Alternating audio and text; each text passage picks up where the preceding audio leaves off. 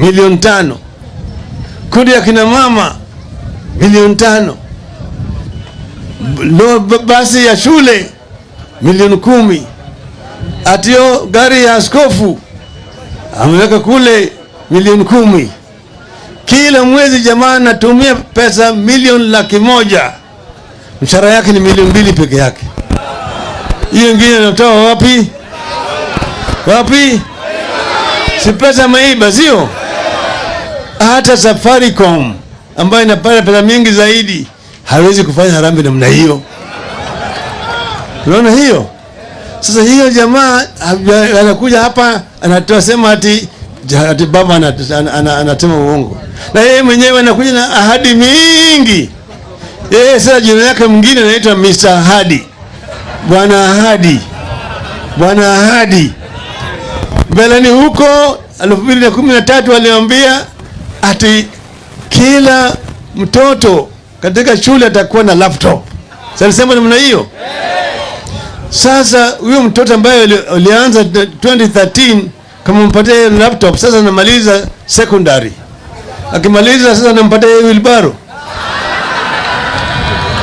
Na yeye alikuwa ni digitali. Hiyo ni ongona kweli? Hiyo ni ongona kweli? Hiyo amesahau hiyo. Amesahau. Hiyo amesahau. Alisema ati kila county itakuwa na stadium ile ya kisasa kabisa. Hapa Kilifi mmepata hiyo stadium. Aliahidi ati kila mwaka watazalisha ajira milioni 1. Milioni 1. Hiyo umeona hii ajira? Sasa anaahidi milioni 4 sasa. Ile nyingine ya 1 amesahau ati alili. Yeye ni kama yule mnyama. Yeye ni kama yule mnyama. Tendawili. Tendawili. Kusikia hasikii ile kwa kigongo. Yeye ni nani huyo? Nani huyo? Nani huyo? Umesahau. Umeshindwa. Nipate mimi mji basi. Nichukue bamba. Hiyo ni burukenge.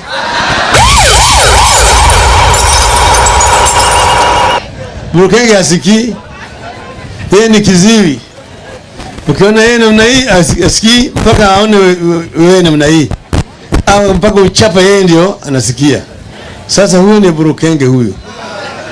Maana yake yeye asikii yale yote, amesema uongo mingi na amesahau yale yote. Huyu jamaa amesahau ahadi, amezaa hapa ama pale na pale.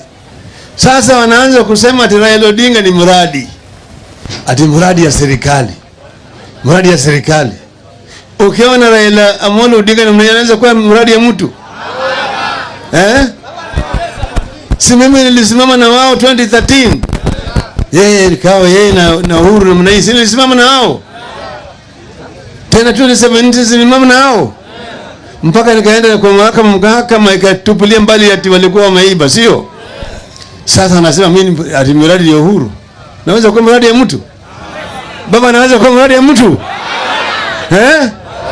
Mwambie yeye akiongea namna hiyo, mwambie wewe mshenzi wewe. Ndio chochote.